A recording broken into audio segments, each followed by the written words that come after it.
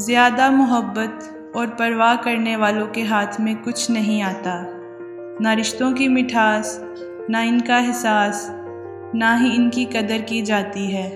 بس ایک ذہنی فریب سا رہتا ہے کہ وہ بھی ہمارے ساتھ ویسے ہی ہیں جیسے کہ ہم، لیکن حقیقت بڑی ہی دل خراش ہوتی ہے۔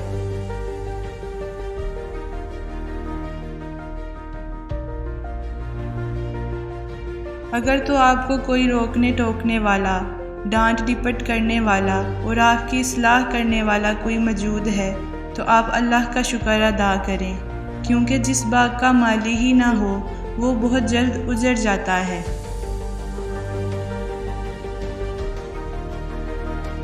رشتوں کو وعدوں اور قسموں کی ضرورت نہیں ہوتی، چھوڑنے والے قسمیں کھا کر چھوڑ دیتے ہیں اور نبھانے والے بغیر وعدوں کے رشتے نبھا دیتے ہیں۔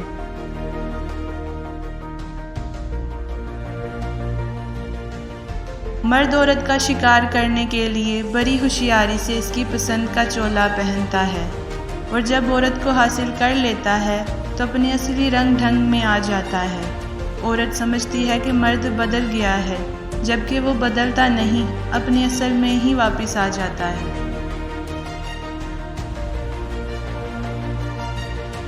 کچھ مردوں کا جنازہ ہی پہلی بار انہیں مسجد لے کر آتا ہے، اور کچھ عورتوں کا کفن ہی پہلی بار انہیں پردہ کرواتا ہے۔ جب تک اپنی ذات پر تنقید برداشت کرنا نہ سیکھ لو، اس وقت تک دوسروں کے بارے میں بھی مکمل خاموشی اختیار کیے رکھو۔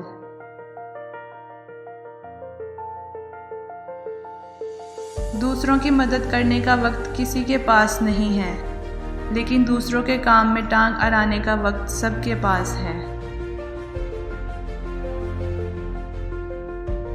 یادداشت کا کمزور ہونا اتنی بھی بری بات نہیں، بے چین رہتے ہیں وہ لوگ جنہیں ہر بات یاد رہتی ہے۔